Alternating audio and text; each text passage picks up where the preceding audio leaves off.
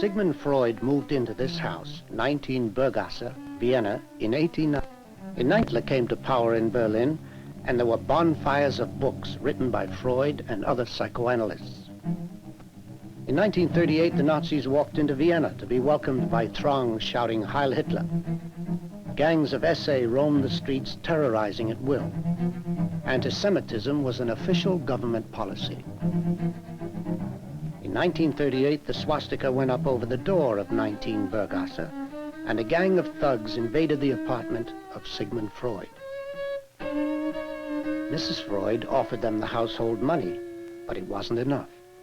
Then Anna Freud conducted them to the safe, where they took a large sum. Freud later said he had never received so much for just one visit. 1 week later, the Gestapo came and searched the premises for allegedly anti-Nazi documents. They took Anna and kept her all day until the American chargé d'affaires intervened. Freud, with great reluctance, realized he had to leave Vienna. The Nazi government made it as difficult as possible for anyone to leave. They would only issue one-way passports, not good for return. Other countries suffering under economic depression and severe unemployment problems were reluctant to accept refugees. W.C. Bullitt, the American ambassador to France, and President Roosevelt used their influence with Germany to help Freud. Princess Marie Bonaparte, a psychoanalyst in Paris, paid a ransom officially called a fugitive tax so that the Nazis would not confiscate Freud's library and possessions. With their help and others, Freud was allowed to leave Vienna with his family and belongings. At this point, August Eichhorn asked Edmund Engelman for a favor. August Eichhorn, a friend of mine, was a lay analyst. He was a non-Jew, a close collaborator of Freud and a disciple.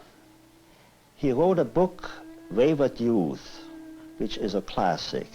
And this book deals with the application of psychoanalysis in the treatment of juvenile delinquents in a penal institution. One day, Eichhorn approached me and asked me whether I would be willing to undertake something that would be of utmost importance to psychoanalysis. Freud's apartment was just about to be dismantled and shipped to England, and he would want me to make a photographic record of his living quarters, his office, for posterity. He mentioned that this undertaking was not very simple because the apartment was under strict surveillance by the Nazis, who wanted to prevent that other valuables would be smuggled out with Freud's furniture and pieces of art. Also, Freud himself, at this stage of his life, was over 80 years old. He was quite ill, and cancer had been with him since the 20s. So he had become somewhat of a recluse, and he only had contact with his family, with the so-called inner circle, and some of his older patients. So it was therefore necessary to work out a way of taking these pictures without disturbing him.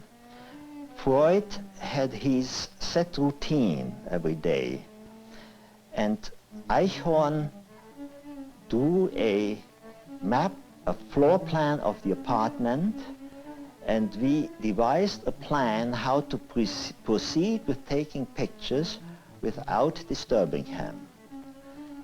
Then I went on to take these photographs. This Roman portrait bust was in a corner of Freud's consulting room, the room in which psychoanalysis took place. Surrounded by antiquities and photographs of ancient ruins, the patient would rest on the rug-covered couch and recount his dreams, his childhood, his entire life. This was the couch upon which the Wolf Man, the Rat Man, and many other notable people had spent many hours. Freud himself would sit out of sight of his patients in this well-worn chair, from which he would gaze directly at a table containing objects from past civilizations.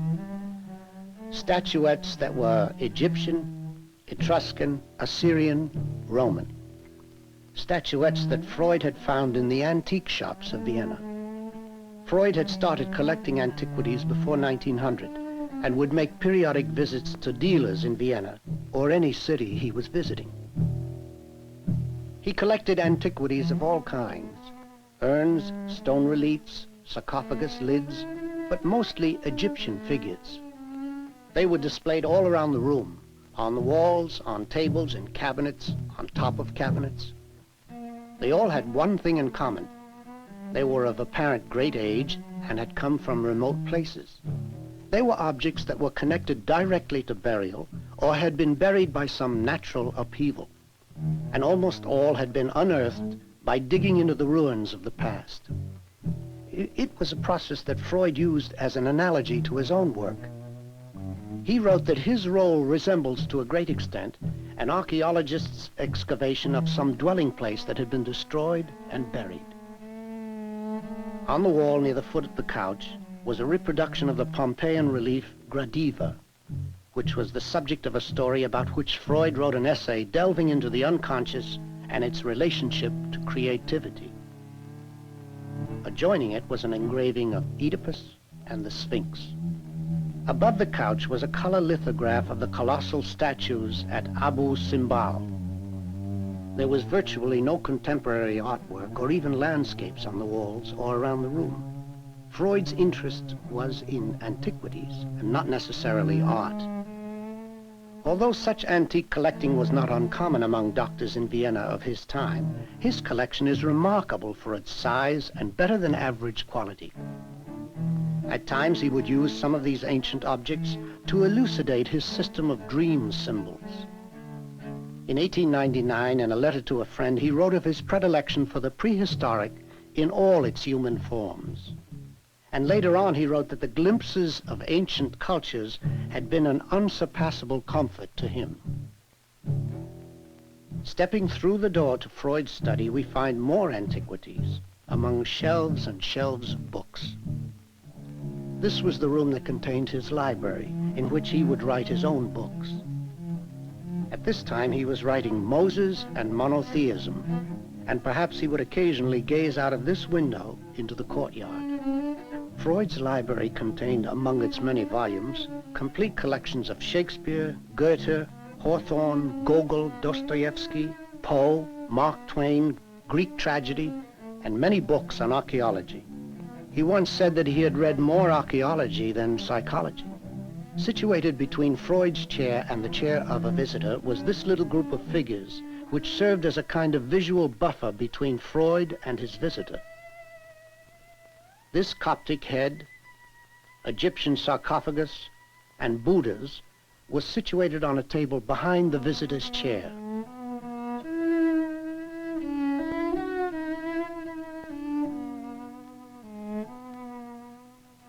On the wall behind these were photographs of Marie Bonaparte, Yvette Gilbert, whom he had met in Paris, and Lou Andreas Salome. Freud wrote in longhand at this desk, which held some of his, as he called them, friends. He knew them all intimately and would sometimes touch one or another of them while talking.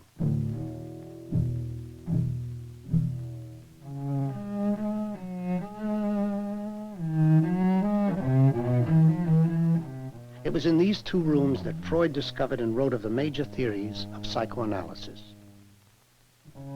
One day while taking pictures, I found myself face to face with Freud. I was very surprised. He seemed to be even more surprised and, as I could notice, quite concerned.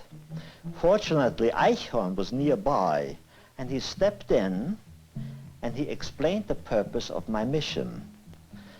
At this point, I already had a little album prepared of photographs of previous days, which I planned to give to Freud to take along to England as a souvenir.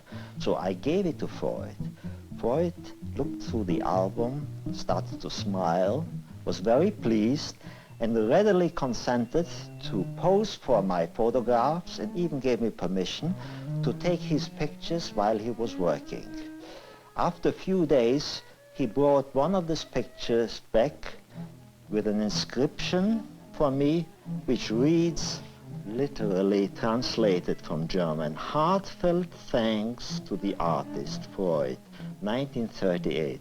I treasure this picture. In 1938, when Mr. Engelman took these photographs, Freud was over 80, had had cancer of the jaw for nearly 15 years. It was very painful and required almost daily treatment.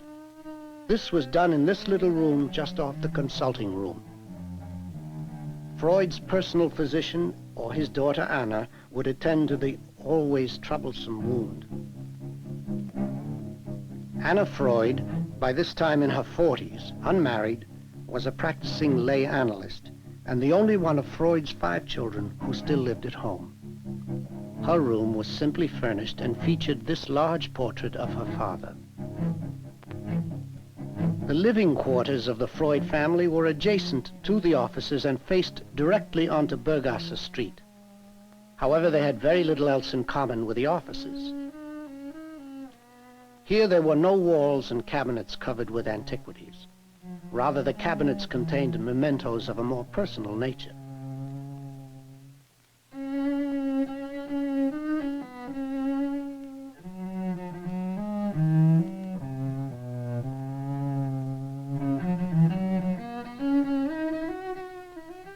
The apartment could have belonged to any middle-class, moderately successful doctor in Vienna.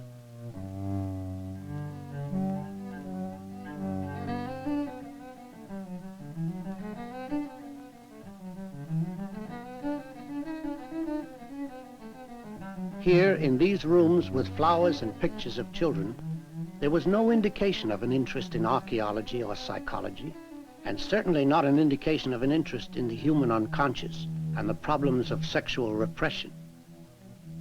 Freud and his family had lived in these rooms for more than 45 years, and now they had to leave the country. Several weeks after I had taken these pictures, Freud and his family left for England. The content of his apartment and offices were shipped to London. In the following month, the fury of Nazi persecution increased, culminated in the so-called Crystal Night, in which hordes of people roamed the street, smashed windows of Jewish enterprise, and set synagogues on fire. At this point, I realized that I had to, in order to save myself, I had to put my efforts, my extreme efforts, into leaving this country. I finally succeeded, and in January 1939, I was able to leave. However, I was afraid to take these negatives along. At the border, they might find them suspicious and retain me. So I decided to leave these negatives with my friend Eichhorn. I left and finally came to the United States, where I started a new life. After World War II, I tried to contact Eichhorn in order to get my negatives back.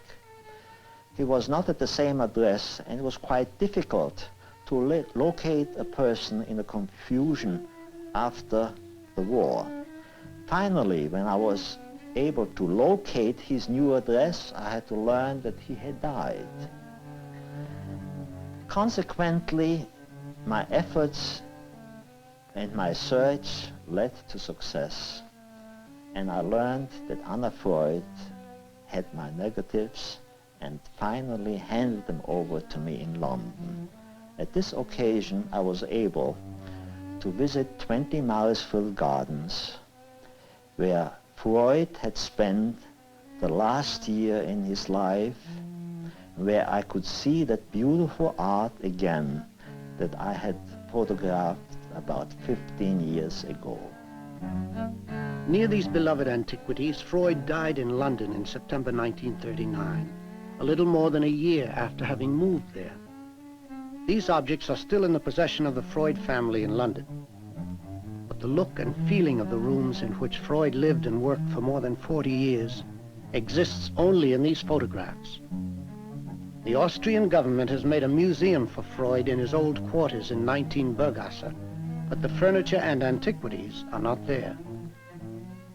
It was in these rooms and among these objects, as depicted in these photographs, that concepts such as unconscious, sublimation, repression, reality principle, and so on, were defined in a manner to make them virtually household words. It was here that the great books of psychoanalysis were written. Perhaps most important, as Freud wrote to a friend in June 1900, in this house on July 24th, 1895, the secret of dreams was revealed to Dr. Sigmund Freud.